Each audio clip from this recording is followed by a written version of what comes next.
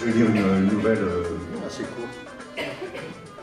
J'en avais prévu dans Raconteur d'histoire, dans l'Espoir en contrebande et tout, mais là, il y en a une très courte, et que j'avais écrite cette nouvelle pour le journal L'Humanité. Donc voilà, je me suis dit que... Tu étais en bon endroit pour... Voilà, oui. Alors ça s'appelle... Ouais, je prends un petit... J'ai que ça, il n'y a pas de... Non, non, c'est bon. Merci. Ça s'appelle le bingo du jour de l'an. À Rome, petit village des Deux-Sèvres traversé par la dive de Coué, nous sommes tous des Romains. Normalement, mais comme ma famille habite un peu à l'écart sur le terrain réservé aux nomades, nous ne sommes que des Romains-Nichel. Pourtant, il y a longtemps que nous ne bougeons plus, que les caravanes ont perdu leurs roues, que nous sommes devenus sédentaires. Un mot que j'écrivais, c'est dentaire, à l'école, sur l'affiche que nous distribuait la maîtresse en début d'année. C'était la seule fois où je ne faisais rien. Je me suis souvent demandé comment mes ancêtres avaient atterri dans cette campagne perdue au fin fond du pays mélois, à 50 km de Niort. On avait fini par m'expliquer que mes arrière-grands-parents s'étaient retrouvés derrière les barbelés d'un camp, 70 ans plus tôt, à Montreuil-Bellay, un peu plus haut sur la carte de France, en direction d'Angers. Et qu'au moment de leur libération, en 1946, ils s'étaient arrêtés là et que, contre toute attente, on ne les avait pas chassés. Peu à peu, j'ai également appris que mes aïeux, avant d'être mis dans un camp, vivaient dans la région de Valence, au bord du Rhône, tout simplement parce que les grands-parents de mes arrière-grands-parents avaient été eux aussi placés dans un camp, à Crest, dans la Drôme, au moment de la Grande Guerre, et qu'on ne leur avait ouvert les portes dans le bon sens qu'en 1919. Ce qui fait que je m'étais pris un 0 lors d'une interrogation surprise en prétendant que la France avait été en guerre par 2 fois avec l'Allemagne au XXe siècle, en 1914-1919 et en 1939-1946. Plus tard, j'ai su que mon nom, Plafstein, qui faisait qu'on me traitait de boche quand je ne régissais plus à Romanichel, me venait d'Alsace, où mes ancêtres s'étaient sentis bien pendant des siècles, avant qu'on ne les balade de camp en camp. Celui qui en sait le plus sur toute cette histoire, mon oncle Joseph, s'est construit une petite maison avec tout ce qu'il a pu récupérer en traînant par les chemins au volant de sa guide de chevaux fourgonnette. Il a tout le confort moderne, et même si ses appareils ménagers ne sont pas du dernier cri, tout marche à merveille grâce à des capteurs solaires, à un groupe électrogène. C'est un génie de la réparation. On a l'impression qu'il parle aux mécaniques, aux circuits électriques, aux engrenages, aux arbres à cames. Dès qu'une voiture, un tracteur, une machine à laver, un frigo ou une treilleuse donne des signes de faiblesse, on fait appel à lui comme au docteur Jean pour une grippe ou un problème de digestion. Des engins qui ont disparu de la surface de la Terre continuent de fonctionner ici grâce à lui. L'argent qu'il gagne ne va pas sous le matelas. Il en dépense la moitié en invitant des parents éloignés à prendre le chemin de Rome. Des anonymes et des plus connus comme le cinéaste Tony Gatliff qui compose de la musique avec des bruits mécaniques. Joseph a remis en marche pour lui le moteur d'une station de pompage dont le rythme des soupapes fait le générique de fin du film Vengo. Chaque fois que Tony est de passage à Rome, Joseph et lui nous offrent un concert de pompe de relevage. On a droit aussi à l'accordéon de Marcel Leflair, au duo de la guitare de Chovalo Schmidt et de Biréli Lagren. Que du bonheur. L'autre moitié de son argent lui brûle les doigts, et Joseph s'en débarrasse en le jetant par les fenêtres, ou plutôt, d'après lui, il l'investit pour faire fortune. Hier, il devait se rendre à Mel pour que les autorités tamponnent son carnet de circulation et j'ai profité de la fourgonnette pour aller passer une journée en ville. On était à 2 jours de la nouvelle année. Il faisait un froid de canard. Une pellicule de givre recouvrait la campagne. Je l'ai laissé au bar tabac devant un grog et quand je suis revenu de ma virée, 3 heures plus tard, des dizaines de tickets de jeu s'empilaient autour des verres à pied. Bingo, solitaire, Olle Sombrero, Blackjack, Illico, Cash. Il avait hélas gratté pour rien. Quand il s'est levé, un nuage de pelure caoutchouteuse est tombé de sa veste. Avant de partir, il a tenu à remplir plusieurs grilles de l'euro-million en échange d'un billet de 50 €. Il n'a pratiquement pas desserré les dents de tout le voyage du retour, juste pour me dire qu'un jour, la chance lui sourirait et qu'il rembourserait toutes nos dettes. Le 30 décembre au soir, on préparait le réveillon du lendemain quand un cri inhumain a tétanisé le campement. Ça venait de chez Joseph. On s'est tous précipités pour le trouver devant son écran plat qui diffusait le tirage de l'euro-million. Il dansait, il hurlait en brandissant ses tickets. On a vérifié, ces chiffres s'alignaient dans l'ordre de ceux de l'écran. Bingo! Des euros comme s'il en pleuvait. On se voyait déjà tous sur la plage à Cocotier, mais il nous a vite ramenés à la raison. On verra s'il en reste, mais avant, on rembourse toutes nos dettes. Il s'est bombardé chef des opérations, location de camions, achat de tout ce qu'ils allaient transporter, plan de circulation, appel aux amis. L'après-midi du 31 décembre, pour la première fois depuis la libération du camp de Montreuil-Bellay en 1946, toute la famille a repris leur route avec la Mercedes rouge de mon père en éclaireur, puis les 8 semi-remorques. On est arrivé aux abords de Paris vers 6 heures du soir, il neigeait. On a réussi à rentrer dans la ville avant qu'il ne filtre les poids lourds en prévision des mouvements de foule. On s'est dispersé, un camion par-ci, un camion par-là, selon les plans de Joseph. Et à minuit tapant, quand les cloches et les feux d'artifice se sont accordés, on a ouvert les portes des remorques, libérant des dizaines de milliers de poulets tout autour des Champs-Élysées. Joseph criait « On vous les rend, on paye nos dettes, on vous les rend toutes les poules qu'on vous a volées depuis 3 siècles. Bonne année à tous !» En ce début de jour de l'an, tous les poulets en bleu se sont mis à faire la chasse à la volaille éparpillée qui bloquait faute de mieux dans leur panier à salade. Bonne année!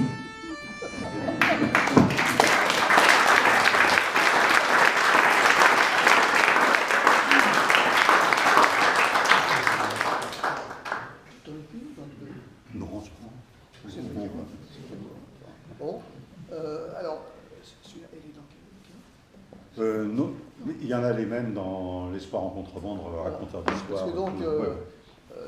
ces livres-là sont en vente à la sortie, y compris l'histoire des poulets et du remboursement des dettes. De quoi il parle, le gros livre, le dernier, là? Alors, c'est un livre assez curieux. J'ai écrit énormément de textes courts, des nouvelles. Alors, il y a des nouvelles qui sont assez longues, qui font 50 pages. Je les ai rassemblées il y a quelques années dans 3 volumes de 500 pages chacun. Donc ça s'appelle Novellas 1, Novellas 2, Novellas 3. C'est des longues nouvelles. Et puis là, j'ai écrit 2500 pages de nouvelles courtes qui sont publiées un petit peu partout, dans des journaux, dans des revues, dans des recueils et tout. Et il y a un de mes amis qui, un coup, m'a fait une réflexion en me disant « Est-ce que tu t'es aperçu que tes nouvelles, que tu as écrites dans le désordre depuis 40 ans, elles racontent 150 ans d'histoire contemporaine française ?» Et j'en avais pas conscience parce que j'ai écrit ça dans l'urgence et tout. Et j'ai pris un petit peu de temps et j'ai repris toutes les nouvelles, donc 2500 pages, et je les ai classées dans l'ordre chronologique de l'action. Et après, j'ai nettoyé un petit peu pour garder les plus fortes. Et donc, il y en a 1000 pages. 1000 pages. Et donc, ça commence en 1850 et ça se termine en 2030. Et en fin de compte, avec ce livre-là, on revisite toute l'histoire de France depuis 1850, depuis l'exil de Victor Hugo. Ça démarre avec l'exil de Victor Hugo. Ça se termine avec le nettoyage de la stratosphère, de toutes les saloperies qui ont été laissées. Donc la dernière, ça s'appelle Les boueux de l'espace. Donc c'est une nouvelle anticipation. Et donc il y a 80 nouvelles qui racontent comme ça, et vues à chaque fois du point de vue de ce qui manque dans la manière dont l'histoire contemporaine est racontée. C'est-à-dire vue par ce qu'on appelle l'histoire d'en bas, vue par les mutins, par les rebelles, par les perdants magnifiques, tout ça. Donc, à chaque fois, j'ai des histoires comme ça qui racontent une période. Alors, c'est divisé en chapitres. Le premier chapitre, c'est commun-commune. Donc, c'est 1855 jusqu'à 1800, jusqu'à l'amnistie à peu près. Donc, il y a ça. Après, il y a la guerre de 14. Donc, le titre, c'est un clin d'œil à Tardy, avec qui j'ai travaillé. C'est Putain de guerre. Et puis après, il y a les années 30, l'espoir du Front populaire, et puis la montée inexorable du fascisme. Donc ça s'appelle Parfum et puanteur. Hein, donc c'est les années 30. Et puis ensuite, il y a la résistance, et là c'est basé sur Manouchian. J'ai consacré un livre à Missak Manouchian, j'ai retrouvé sa famille, je suis la seule personne en dehors de la famille à avoir eu accès aux archives de Missak et de Mélinet. Donc il y a pas mal de choses inédites dans le roman que j'ai écrit à propos de Missak. Et donc là, sur la résistance, c'est mourir sans haine, avec cette phrase extraordinaire dans sa dernière lettre, « Je meurs sans haine en moi pour le peuple allemand ». 10 minutes avant d'être fusillé, d'écrire ça, c'est quelque chose d'une force tellurique. Donc voilà le bouquin, et après il y a Poussière d'Empire, c'est la décolonisation. Donc voilà, il y a 11 chapitres qui déclinent l'histoire contemporaine vue par... J'aurais pu faire 4 livres, hein. Ou 5. Non, à un certain moment, non, là, ça, pour raconter 150 ans, il faut vraiment Bah ouais, 1000 pages. Tu parles d'un truc. Alors, si vous avez des questions, n'hésitez pas, Jean. Je vous remercie particulièrement parce que quand vous avez parlé de l'enfermement dans la Maison des Fous en Lozère, eh bien, dans mon premier fragment, j'ai pris la 4e de couverture pour situer le livre. Et je passais près de la Méditerranée. Et c'est là où tous les immigrés se noyaient. Et je trouvais que la Maison des Fous, peut-être la Maison des Fous, elle était aussi encore dans cette Méditerranée qui recevait des centaines de corps. Bon, donc je me suis dit, je ne suis pas très loin de M. Didier Lennox. Et la deuxième chose, c'est que vous êtes allé au monument de Jontiou, et j'y étais il y a 2 ans et demi, et c'est vrai que maudite soit la guerre, ça a été un sursaut, surtout qu'il y a très peu de monuments aux morts qui ont ce genre d'inscription, et vous en citez un où on a inscrit les 3 enfants, et il y a marqué « Mais la mère est morte de chagrin le X juillet 1917 ». En tout cas, je ne suis pas un écrivain, je suis un homme qui écrit, mais je trouve qu'on devrait inclure obligatoirement toutes vos petites nouvelles à l'intérieur des livres d'histoire officiels.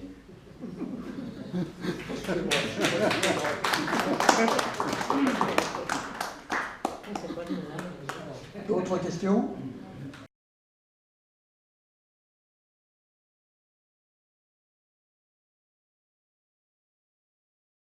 Oui, bien sûr, j'en ai lu énormément, je continue à en lire, mais il n'y a pas que le roman noir. C'est pour ça que je signalais tout ce qui se passait autour du surréalisme. Hein, donc il y a une manière noire de dire le monde. Hein, c'est plutôt ça. Et quand on regarde le roman noir américain, la grande époque du roman social comme ça, c'est aux alentours de 1925, 1940 et tout, avec Dashiell Hammett, avec Chandler, et avec Ed Lassie, avec toute une série d'auteurs, mais il y en a des dizaines. Mais en même temps, quand on regarde juste à côté, vous avez Dashiell Hammett qui publie La Moisson Rouge en 29. La même année, il y a un certain Hemingway qui publie un bouquin qui s'appelle Les Tueurs. Juste avant, vous avez la trilogie new-yorkaise de John Dos Passos. Et on voit qu'il y a quelque chose qui se joue là-dedans. Il y a Jack London qui est en embuscade, qui est là. Donc, il y a véritablement, il y a Steinbeck, bien sûr. Et là, on a tout un espace littéraire où, de manière un petit peu différente, la manière dont se place chaque écrivain, il traite de la même chose. C'est la même matière, c'est la grande défaite du mouvement ouvrier américain. Il y a eu Sacco et Vanzetti, il y a eu la mafia qui s'empare des syndicats. C'est vraiment ça, c'est le thème de la moisson noire. Et donc là, la moisson rouge, la moisson rouge. Et on a véritablement énormément d'écrivains qui sont en connexion complète avec ce qui est en train de se jouer et la manière dont un régime capitaliste d'une totale avidité se débarrasse de ses opposants. Donc il y a ça, moi c'est ce qui m'intéressait. Et après il y a des écrivains qui vont arriver. Moi il y a un écrivain, j'ai tout lu, de Jim Thompson. C'est quelqu'un qui avait un positionnement politique extrêmement précis. Donc voilà, c'est tous ces écrivains-là, bien sûr. Vous avez été tenté par des scénarios cinéma? Vous attendez des sollicitations?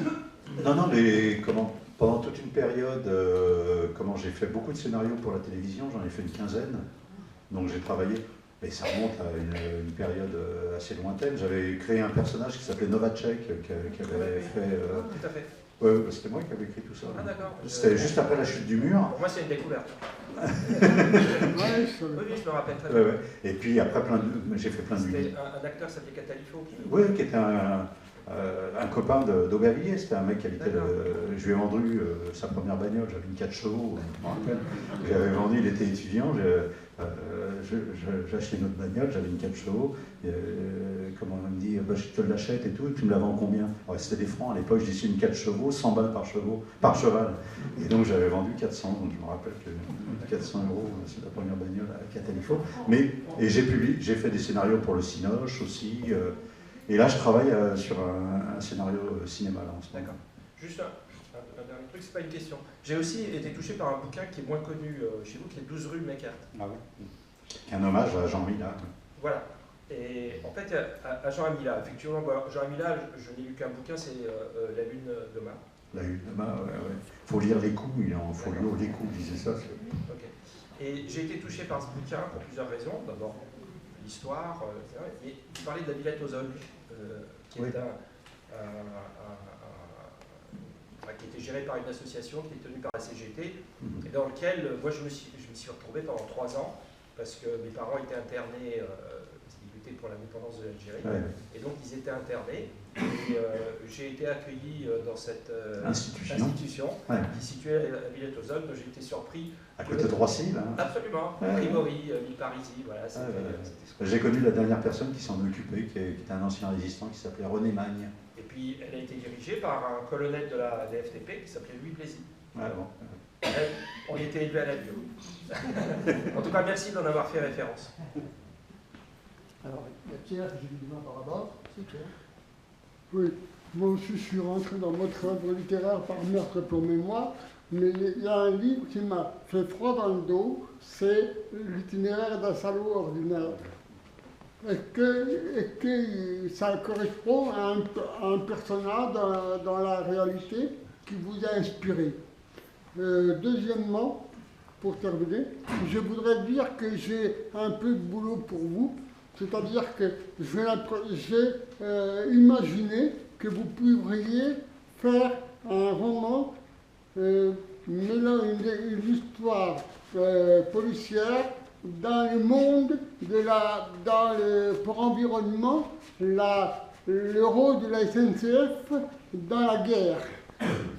Justement, il y a des archives qui viennent d'être publiées et on pourrait aussi mêler ça à la résistance des cheminots. Ça ferait un roman qui ferait l'ombre et la lumière de la SNCF, des trains.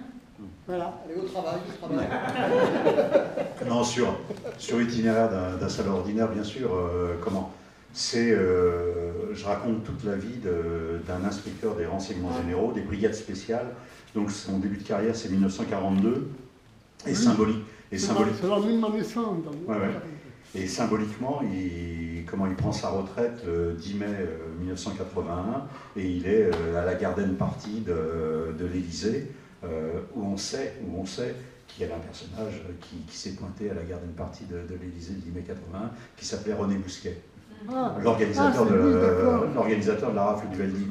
Donc il y a ça, il y a cette permanence, et la permanence des gens qui ont participé aux brigades spéciales et tout. Il y en a certains qui ont été jugés, il y en a qui ont été fusillés, des policiers et tout, mais une grande partie des troupes sont passées au travers des mailles du filet. Et en 1961, le 17 octobre 61, il y avait des policiers qui avaient participé à la rafle du Veldiv 20 ans plus tôt. 20 ans plus tôt seulement, 42, 61. Et donc il y avait des gens qui ont participé aux deux rafles. Et il y avait ce jeu de miroir de ces deux époques, c'est-à-dire 11 000 personnes. Alors, les Algériens ont été tués sur place pour certains, les Juifs ont été transportés pour être exterminés et tout, donc il y a une différence de nature essentielle. Mais les images sont extrêmement violentes, c'est-à-dire c'est la police française en 1942 avec les autobus de la TCRP, parce que la RATP n'existait pas. En 61, on a les autobus de la RATP et la police française. On emmène les Juifs au Veldiv en 61, le Veldiv existe toujours. On emmène les Algériens au Veldiv, dans les lieux de plaisir et tout. Donc il y a véritablement des choses qui renvoient sur les deux époques. Donc quand je crée mon personnage de Itinéraire d'un salaud ordinaire, j'essaye de voir comment il peut se placer à toutes les époques. Et là, j'ai fait des découvertes absolument incroyables sur des gens pendant la guerre d'Algérie, l'utilisation de la musique et de la mode. Fais-moi du couscous chéri, de la musique orientale et tout. Tout ça, c'est créé par l'armée. Enfin, c'est hallucinant ce qui joue.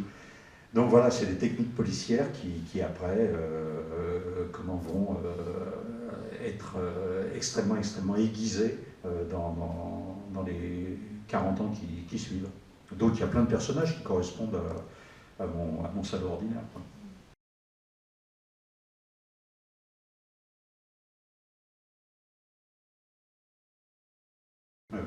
Non, là, le texte, il est repris parce que le bouquin est épuisé complètement, ce bouquin sur l'école des colonies.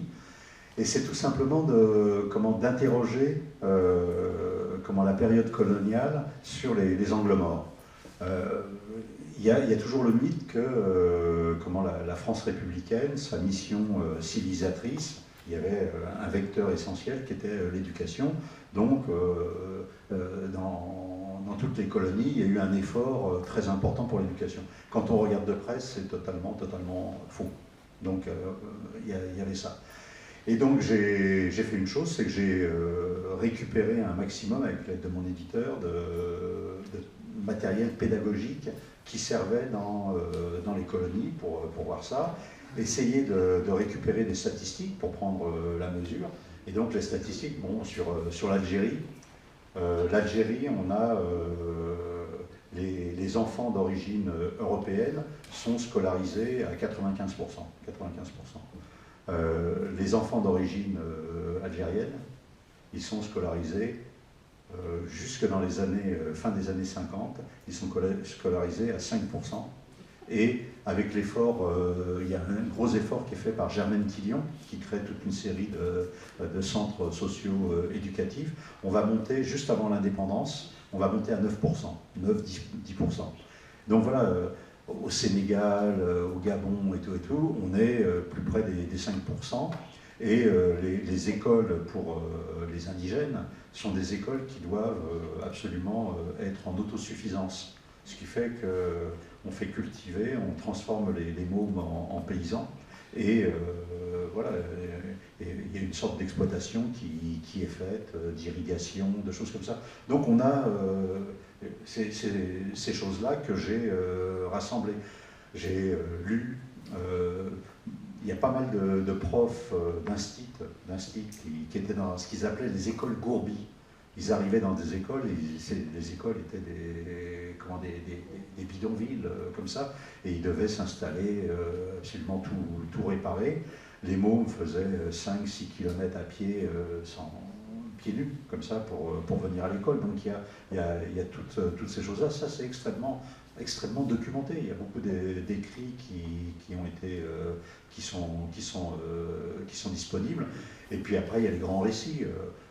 Lire dans Alger républicain les reportages faits par Albert Camus, sur la misère de la Kabylie, sur les enfants kabyles qui, après-guerre, disputent leur manger aux chiens dans les poubelles des villes de Kabylie et tout. On prend la mesure, c'est une population en lambeaux. Donc voilà, c'est ça que j'ai interrogé. Ensuite, les documents pédagogiques. Il y en a un que je reproduis parce que c'est tellement incroyable qu'il y ait le document. Il y a une bande dessinée, donc c'est un livre pédagogique pour apprendre le français, donc un abécédaire avec la lettre A, et la lettre A est commencée Ali. Et il y a l'instituteur dans la bande dessinée qui dit Eric, mange le bonbon. Eric, blond aux yeux bleus, dégoupille le bonbon, le mange. Après, il dit Ali mange le bonbon. Et on a un dessin. Ali se jette sur le tableau noir. Et il essaye. Et le prof lui dit non, c'est pas le bonbon. Après, il essaye de manger l'éponge. Non, non, c'est pas le bonbon. Alors, après, il essaye de manger la trousse. Non, non, c'est pas le bonbon. Donc, il essaye de manger 7-8 choses comme ça. Et la conclusion, c'est Eric a mangé le bonbon, Ali n'a pas mangé le bonbon, Ali est un âne.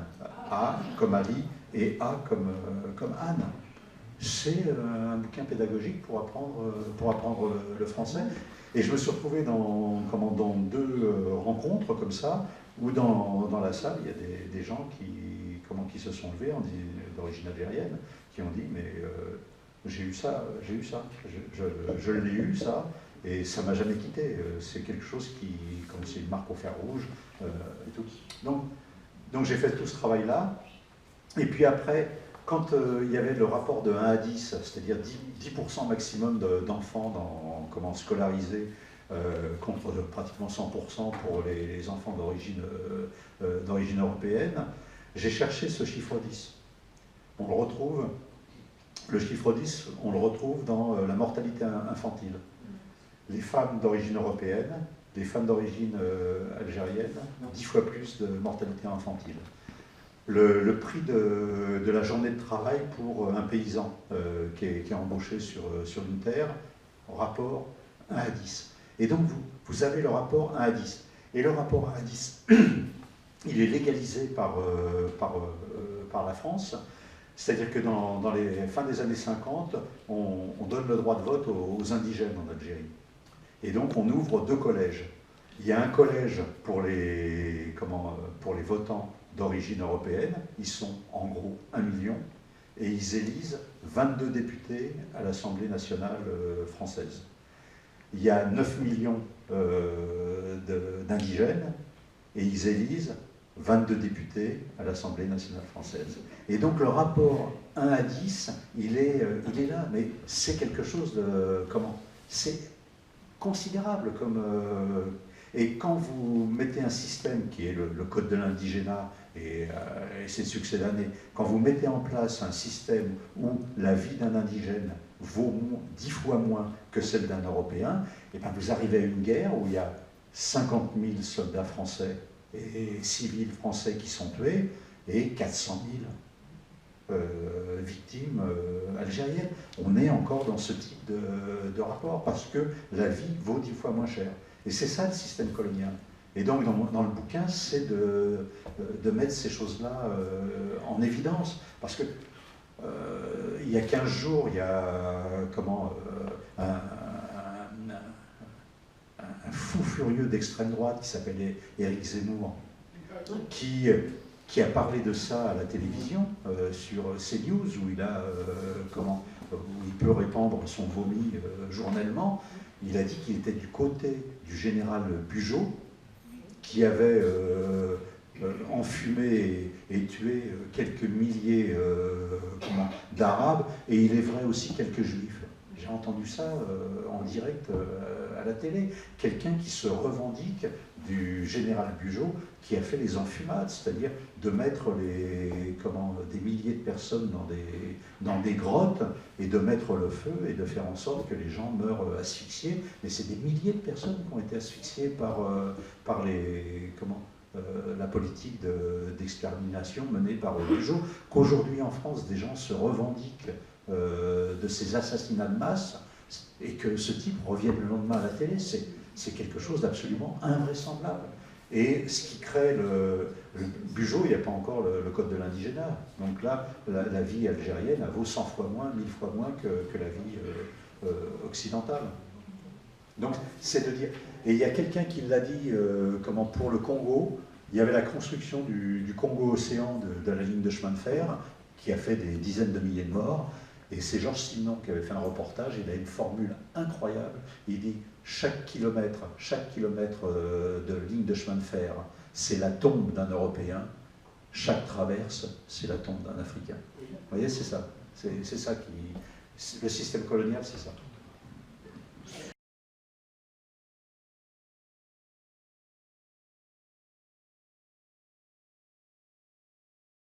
Pour le temps d'exposer, parce que je ne te connaissais pas, je ne connaissais pas ton œuvre, et ça m'a donné envie de la lire.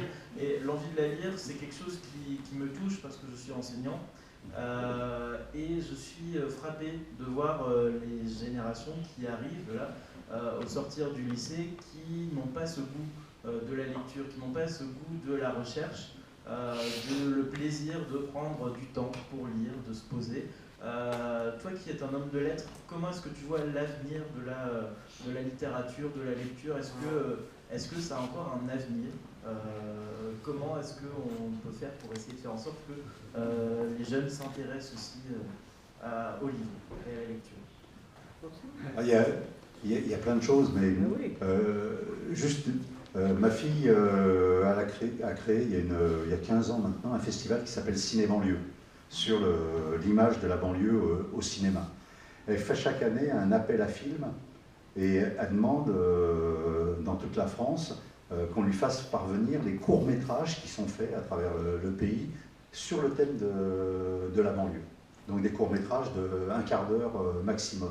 Chaque année, elle en reçoit entre 500 et 600. 500 et 600. Elle les regarde tous, dans le festival, il y a des prix qui sont décernés avec les télés qui achètent et qui diffusent les lauréats. Et là, moi, je suis en contact, j'en vois pas mal et je rencontre pas mal de jeunes cinéastes. C'est des gens qui habitent dans des cités, qui habitent dans des endroits reculés et tout, qui n'ont pas de carnet d'adresse, rien du tout. Ils ont fait ça avec ça. Il y en a certains et tout.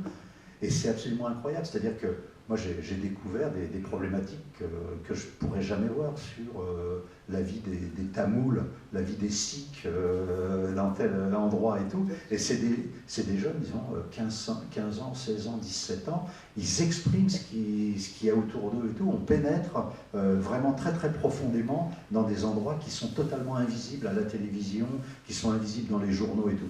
Donc il y a ça. Et tous ceux qui se lancent dans l'image comme ça pour rendre compte de leur réel, ils s'aperçoivent d'une chose très rapidement, c'est que pour faire des images, il faut écrire. Et ça n'existe pas. Ça n'existe pas sans le passage à l'écriture et au scénario. Et donc là, il y a moi j'en vois plein, quoi. Donc c'est sur un secteur, mais une partie de la jeunesse qui est complètement fascinée par les images et qui veut s'emparer des images, ils s'aperçoivent obligatoirement que le détour par l'écriture et le détour par qu'est-ce que ça exprime, comment ça a déjà été fait et tout, par la littérature, ça devient une nécessité. Donc il y a ça qui est en train de se jouer. La preuve de ce que je suis en train de dire, c'est le film qui fait un tabac et qui va aller aux Oscars et tout. Ça s'appelle Les Misérables. C'est pas pour rien qu'il y a ce rapport direct à Victor Hugo. Il est d'une évidence et tout. Et donc passer par... Et le réalisateur n'arrête pas d'en parler. C'est un type de... Il a toujours vécu à Montfermeil, le réalisateur. Donc il y a ça, dans les formes modernes comme ça, souvent on dit la télé, le truc, le machin, les images. Non, la littérature, elle est en embuscade pour moi.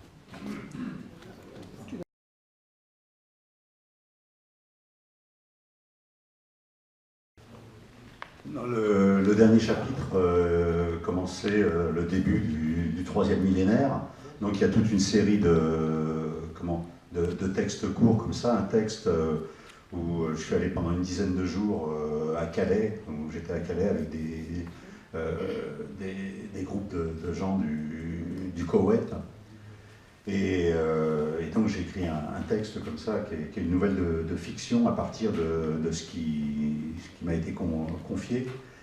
Donc je voulais approcher de la réalité comme ça, la plus à proximité. Par exemple, à Calais, je suis tombé sur des bidounes.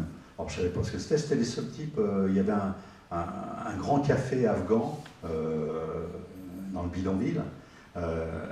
Et il y avait des télés qui diffusaient des séries turques, égyptiennes, tout ça. Et dans un coin, il y avait un groupe de 5-6 types qui se fendaient la gueule. Tous les autres étaient en train de manger, transit froid, et puis avaler le truc de télé. Et il y en avait qui se marraient entre eux. Et je me suis dit, tiens, c'est par là qu'il faut aller voir. Et j'avais une interprète qui parlait toutes les langues du Moyen-Orient. Et je me suis approché, puis je suis tombé sur des bidounes. Alors je ne savais pas ce que c'était que des bidounes. Et les bidounes, c'est en fin de compte des bédouins du désert entre l'Irak et le Koweït. Et là, c'est des choses évidentes, mais qu'on n'a pas qu'on n'arrive pas à mettre en place. Et ces bidounes, en fin de compte, c'était des 300 000 personnes qui vivaient dans le désert, et puis, depuis la nuit des temps, et sont arrivés les Anglais et les Français en 1917, qui ont fait un accord et qui ont tracé des lignes pour créer les zones d'influence de l'Irak, tout ça. Et donc, c'est les accords Picot qui étaient des accords secrets, dont on connaît maintenant la teneur. Et donc, l'Angleterre et la France ont créé les limites des futurs États. Ensuite, après la guerre de 14, il y a eu l'accession aux indépendances. Et à ce moment-là, on a véritablement le Koweït, l'Irak, qui deviennent des États souverains. Se pose la question, c'est que les traits qui ont été tracés dans le désert, il y a 300 000 personnes qui sont là. Et on demande aux Irakiens, est-ce que ces 300 000 personnes sont des Irakiens? Ah non, on n'en veut pas, on ne veut pas des Romanichels. On demande aux Koweïtiens, est-ce que ces gens-là sont sous votre autorité? Ah non, on n'en veut pas. Et on crée 300 000... En 1917, l'effet retardé des tracés des frontières de 1917 crée 300 000 apatrides au début des années 60. Donc ces gens vont vivre, ils n'ont pas accès à l'éducation, ils n'ont pas accès aux hôpitaux, ils vivent dans des bidonvilles, ils vivent comme ils peuvent, comme ça. Arrive la guerre américaine. Sur le territoire des bidounes, je ne sais pas si vous vous souvenez, il y a eu une grande bataille de chars où 1200 ou 1300 chars de Saddam Hussein ont été brûlés par l'aviation américaine. C'était là où il y avait la principale concentration de bidounes. Et ce qui fait qu'ils vont commencer à prendre la tangente de fuir la guerre. Et il y en a qui sont arrivés à Calais. Et ils étaient dans le camp de Calais. Et ils voulaient passer en Angleterre. C'est-à-dire que ces gens-là qui ont été créés apatrides par la France et l'Angleterre viennent dans le pays qui a fourni le stylo, la France, pour essayer de passer dans le pays qui a fourni l'encre du tracé. Et le pays du stylo refuse, le pays de l'encre refuse. Et donc, c'est des gens qui vivent à Calais la situation d'apatride qui a été créée en 1917. Et Calais, quand j'y vais, moi, c'est une ville qui dit quelque chose, Calais. Elle dit quoi, Calais? À Calais, vous avez une statue d'un type. C'est le premier homme de l'histoire du monde qui s'est arraché à un continent, l'Angleterre, avec un avion pour atterrir en Angleterre. Et il s'appelait Blériot. On me l'a appris à l'école, ça, Blériot. C'est-à-dire que Calais, c'est la ville de l'envol, symboliquement, à la mesure de l'histoire. Donc, alors, quand je suis à Calais, des choses comme ça, j'en vois 10. Donc dans la nouvelle, j'invente des personnages qui vont porter ça. Ça s'appelle le bidoun de Banksy, parce que Banksy a fait des œuvres là, dans la jungle de Calais, qui sont des coups de poing absolument incroyables. Il y a eu une fresque de Banksy qui était dans la jungle, comme ça, sur le soutènement de l'autoroute, et ça représente Steve Jobs, l'inventeur de Apple. Et Steve Jobs, il est avec un baluchon sur l'épaule, et à la main, il tient un ordinateur cube des premiers temps de 1984-1985. Et moi, j'avais pas la clé. Je dis, mais pourquoi Banksy, il s'est déplacé une nuit pour faire cette fresque représentant l'inventeur du smartphone et tout, et le mettant avec un baluchon comme Charlot. Et là, c'est eux qui m'ont expliqué. Ils m'ont dit, mais Steve Jobs, c'est pas son vrai nom. J'ai dit, comment ça, c'est pas son vrai nom? Non, il s'appelle Mohamed machin chose et tout, c'est un Syrien, et son père est un migrant syrien. Au début, j'y croyais pas, donc je suis allé vérifier. Steve Jobs, c'est un fils de migrant syrien qui a abandonné sa famille, et après, ce Mohamed a été adopté par une famille américaine qui s'appelle Jobs, et il a créé le smartphone. Et le smartphone, pour les migrants qui viennent de partout, c'est la bouée de secours. La première chose que fait un migrant quand il arrive quelque part, il branche ça pour avoir de l'électricité. C'est avec ça qu'on sait où il faut passer, c'est avec ça qu'on sait les endroits dangereux, c'est avec ça qu'on sait où prendre une douche, manger chaud, c'est avec ça qu'on s'en sort. C'est vraiment, pour pas mourir, il faut avoir...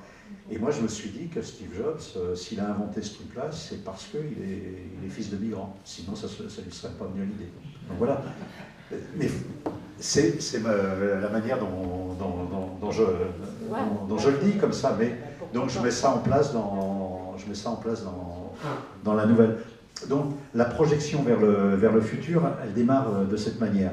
Et il y a une nouvelle qui est dans la continuité et qui est l'avant-dernière, c'est qu'il y a exactement 28 ans. Il y a 28 ans, j'ai écrit une nouvelle, j'aurais dû déposer le brevet et je serais aussi riche que la famille de Steve Jobs. C'est une nouvelle où les objets se mettent à parler et commandent aux humains. Mais j'ai écrit ça il y a 28 ans, donc j'aurais dû avoir confiance en moi à l'époque. Et la dernière, c'est toute une intrigue autour de la récupération d'un vaisseau spatial déglingué qui est en fin de compte le ramassage des poubelles de l'espace. Et donc ça, c'est en écho à une gamine qui est en train de donner des leçons d'humanité à énormément de gens, qui s'appelle Greta Thunberg, et qui se fait cracher dessus par les Zemmour, et puis les Michel Onfray, et les Alain Finkielkraut, et ainsi de suite, alors que c'est quelqu'un qui exprime pas simplement une angoisse qu'a la jeunesse, mais qui exprime la nécessité de s'y coller, quoi. Alors, j'ai trois petites questions, mais toutes petites. La première, tu as raconté ça au début, tu as été donc ouvrier imprimeur, et tu as dit à un moment donné dans une interview que ce milieu d'ouvriers imprimeurs, c'était un milieu ouvrier lettré. Et je pense que ça a dû quand même beaucoup influencer ta vie littéraire. Et voilà, donc je voudrais que tu me parles un petit peu de ça. Je te donne les deux autres questions. D'accord. Voilà. La deuxième, tu as dit à un moment donné, je parle beaucoup des perdants magnifiques. Bon. Et je me pose la question, est-il facile de faire de la littérature avec des gagnants magnifiques? Parce que les perdants magnifiques sont souvent plus beaux que les gagnants magnifiques. Qu'est-ce que tu en penses de ça? Et troisième question, une partie de ton œuvre, c'est les bandes dessinées. Et je trouve, on en a discuté un petit peu avant, je trouve intéressant que tu parles un petit peu du couplage du travail entre le dessinateur et le romancier, le scénariste. Non, sur le livre, il y a l'invention là on parle de l'invention du smartphone et tout, mais la révolution de l'invention de l'imprimerie par Gutenberg, et la manière dont il y a des villes qui sont devenues, Heidelberg, Paris et d'autres qui sont devenues des villes de l'impression et tout. Dès l'instant où on a commencé à imprimer des livres, ce métier était un métier qui était différent des autres. C'est-à-dire que pour imprimer un livre, il faut savoir lire. Et donc, au Moyen-Âge, du temps de Gutenberg, il y avait une poignée de gens qui avaient accès à la lecture et qui n'étaient pas des gens qui étaient liés à l'Église. Donc il y a eu ça a créé une corporation à travers l'Europe d'ouvriers à qui on a dû concéder le savoir.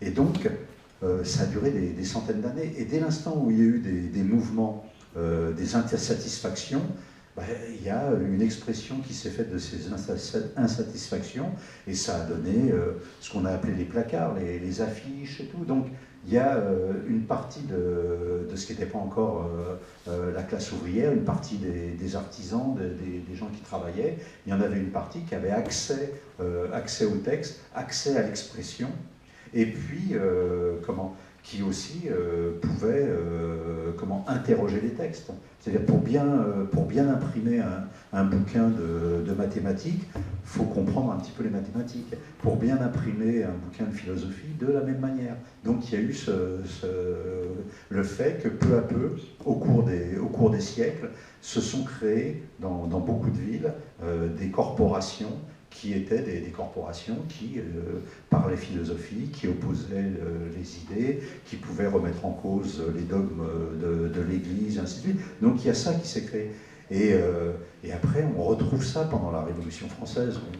Il y a énormément de livres qui ont été essentiels à l'éclosion des actes pendant la Révolution française, mais un livre comme l'Encyclopédie, c'était quelque chose, et c'est une œuvre d'imprimerie. Là, il y a quelque chose de la rencontre, de la pensée, de la science, et ainsi de suite. Donc il y a ça. Puis après, c'est toute la Révolution, 1830-48, la commune, il suffit de regarder les archives de la commune, c'est de l'impression partout, c'est des journaux, c'est ça, c'est les personnages de Vallès, c'est les gens sont directeurs de journaux, imprimeurs, tout. Il y a vraiment tout ça.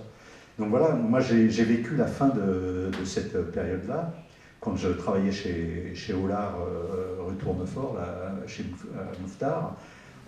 On n'avait pas de cantine pour manger.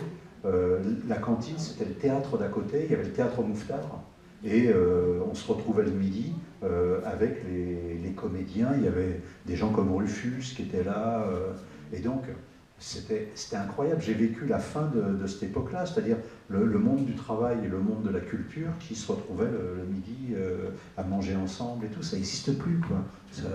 Même les comités d'entreprise, avant, les comités d'entreprise avaient tout un travail pour faire en sorte que les gens de la boîte aillent au théâtre, au cinéma. Il y avait des téléclubs, il y avait des bibliothèques. Hein. Il n'y en a pratiquement plus de bibliothèques d'entreprise, tout ça. Donc il y a eu tout cet effort-là qui a résisté pendant des dizaines d'années et puis qui aujourd'hui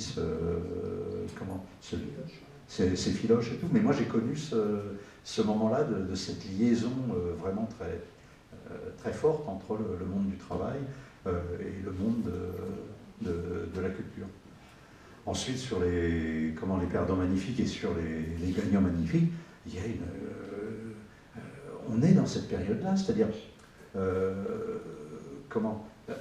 parle pas anglais, moi, mais il y a le Feel Good Books, hein, et tout. Maintenant, les éditeurs, depuis plusieurs années, sont à la recherche des livres qui rendent heureux. Et on me l'a dit.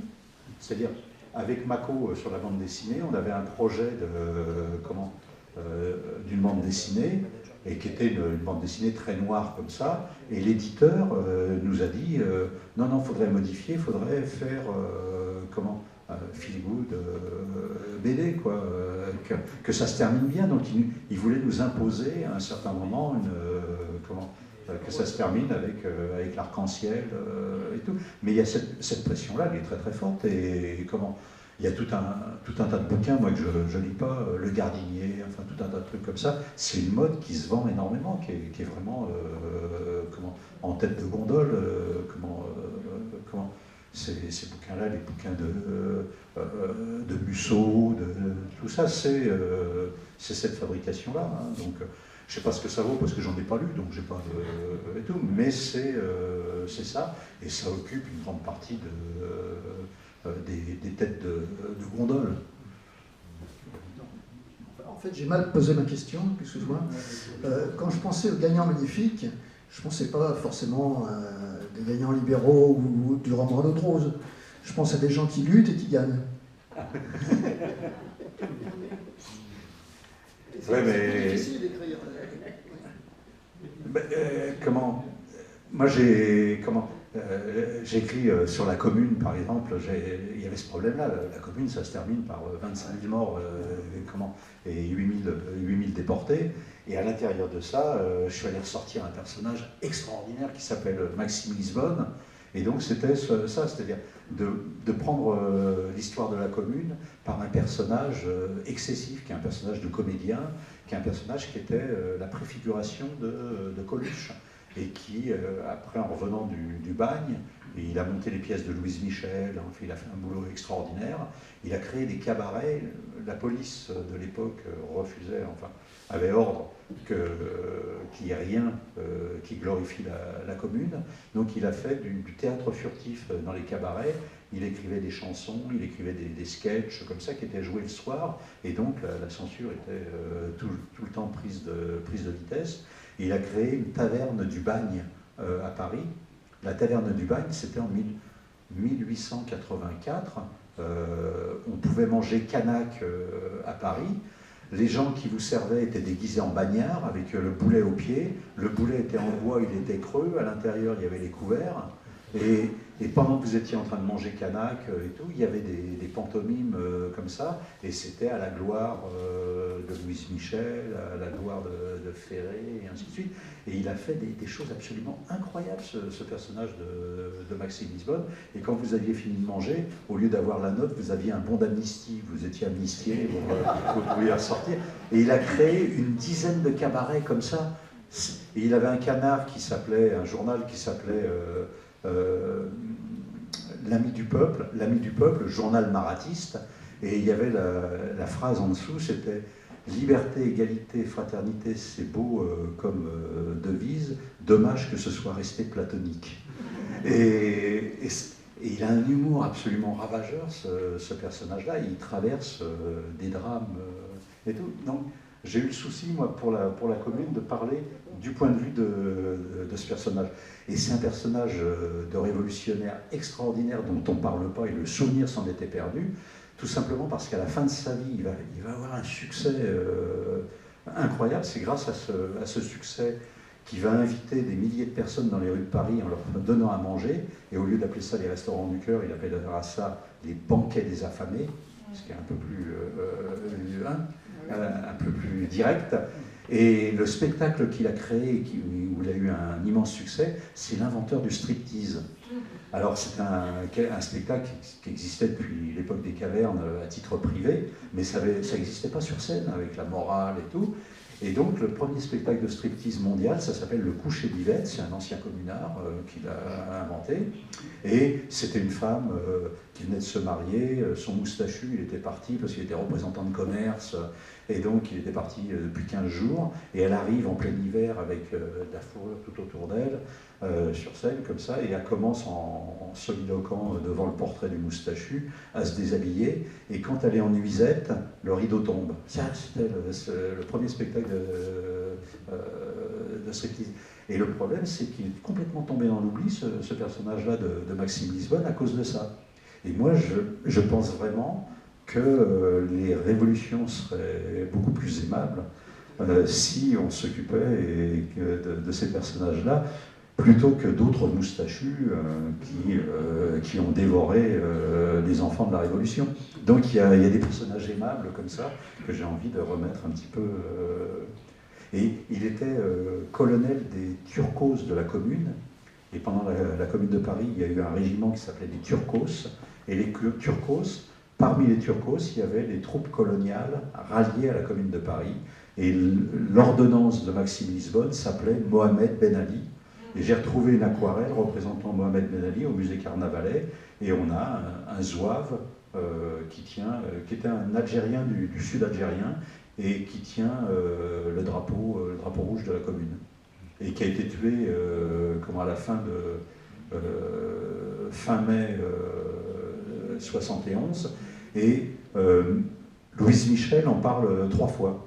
Elle dit il y a le combat du couvent des oiseaux, je me déplace vers la porte d'ici, et là je rencontre Mohamed Ben Ali, je lui demande où est Maxime Lisbonne, il me dit qu'il est là-bas, donc j'y vais et tout. Donc elle cite 2-3 fois Mohamed Ben Ali, et dans l'Insurgé, Jules Vallès raconte, il y a un paragraphe sur la mort de Mohamed Ben Ali. Et donc c'est des personnages qui ont complètement disparu, donc moi je reprends et puis je fais un gros plan sur eux. Sur ton travail de scénariste, de bande dessinée, tu peux... Ça t'ennuie? Non, parce que je pense que c'est... Vous avez la troisième question. La réponse à la troisième question. C'était la troisième, oui. C'était la troisième, mais il avait l'air d'oublier. Le travail de scénariste, le premier scénario de bande dessinée que je fais, c'est avec Jacques Tardy, parce qu'il avait lu Le Der des Der, donc il parlait des mutineries, et en fin de compte, je sors de chez Gallimard, je ne sais plus ce que j'avais été faire, et il y a un type qui est en train de prendre une bière à une terrasse de café, qui me dit « Hé Daninx, tu veux une bière ?» Et c'était Jacques Tardy, c'est la première rencontre, je ne connaissais pas. Donc je m'installe, il me dit « J'ai lu ton livre, Le Der des Der, je vais l'adapter. » Et donc on était 86, 87, et j'ai plus de nouvelles. Et après on s'est rencontrés 2-3 fois, je n'osais pas lui poser la question, et en 1998, donc 10 ans après, je reçois un coup de téléphone, « Allô Daninx, c'est Tardy, j'ai 6 mois devant moi, on va faire l'adaptation, on va faire le bouquin. » Et donc ça s'est fait de cette manière-là. Le bouquin faisait 250 pages, on avait 80 pages d'album, donc il a fallu faire un travail, chercher un fil, et puis toute une série d'histoires secondaires, de s'en séparer, comme ça. Donc c'était un travail très très simple avec Tardy, il connaissait le bouquin sur, vraiment page par page, et on a fait l'adaptation en mangeant chez lui, chez moi, au resto, 5-6 fois, quoi, voilà. Le travail, c'était vraiment fait de cette manière, donc on a établi le scénario, l'adaptation, et ensuite, lui, il travaillait à l'époque, je ne sais pas s'il continue à travailler comme ça, il faisait des grands rouleaux comme ça, et il y avait,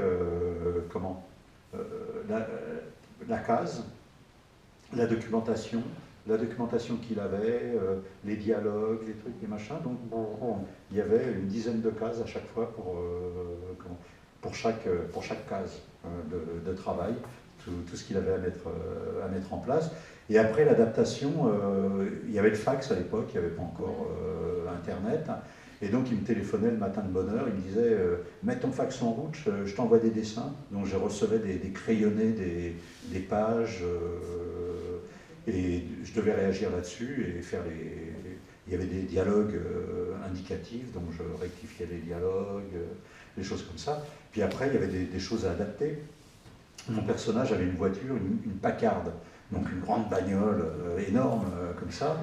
Et puis à un moment, il me dit c'est pas possible, la Packard, on voit l'avant, on voit un phare, on voit et tout et tout. Il me dit, il va falloir qu'il change de bagnole. Alors, il me dit, t'es d'accord? Je dis, ouais, bon, allez, on enlève la Packard, parce que sinon, il fallait 3 cases, quoi. Et il m'a envoyé des dessins de bagnoles de l'époque, des petites bagnoles, comme ça. Et il y en avait une qui était fandarde, donc on va garder celle-là. Mais l'adaptation s'est faite de cette manière-là. Après, moi, il y a des choses qu'il a ramassées, mais ça c'est le travail d'un type comme Tardy. Il y avait une image des soldats qui partent à la guerre de 14, et moi je situais le début du bouquin dans le quartier de la Villette, Aubervilliers, porte de la Villette. Et je faisais une allusion aux abattoirs. Et donc lui il fait les soldats qui partent pour le front, et en dessous, il fait les moutons qui rentrent dans le pavillon de l'abattoir, comme ça, et puis voilà. Et c'est d'une efficacité absolument incroyable. Et donc, c'est que des choses comme ça. Après, il a cette science, comme ça, de faire des collages qui frappent aussitôt l'esprit. Puis après, c'est une connaissance, on s'est baladé dans tout le quartier parisien où il allait situer où se situait la bande dessinée. Et après, il y a des clins d'œil.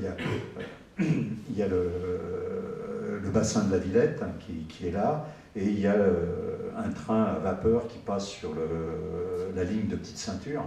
À l'époque, il y a la ligne de Petite Ceinture qui a été construite en même temps que les fortifications de Paris.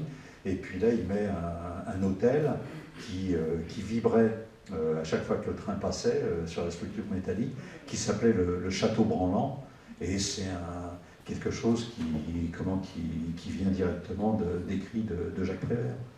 Donc il y a tout un travail comme ça à l'intérieur des images, il y a tout un tas de choses qui viennent de références et qui donnent de l'épaisseur à son travail. Moi, la seule chose que je regrette dans ce pays, à côté de milliers d'autres choses, c'est que, par exemple, le prix Goncourt, un jour on aurait pu avoir, et le prix Goncourt cette année a été décerné à Jacques Tardy pour Putain de guerre, c'est-à-dire ce qu'il a fait avec Putain de guerre ou avec Stalag et tout, c'est des très très grands romans, très très très très grands romans, et ça, ça aurait pu être en compétition avec des romans qui avancent uniquement avec de l'encre sur la page. Les dessins, c'est de l'encre sur la page aussi, quoi. Et ça arrive pas, quoi. On n'y arrive pas. Il y a d'autres dessinateurs comme David B, comme ça. David B, c'est un très très grand romancier. Il y en a plein. Bon, alors, je vais vous annoncer quelques rendez-vous, mais auparavant, je pense qu'on peut quand même remercier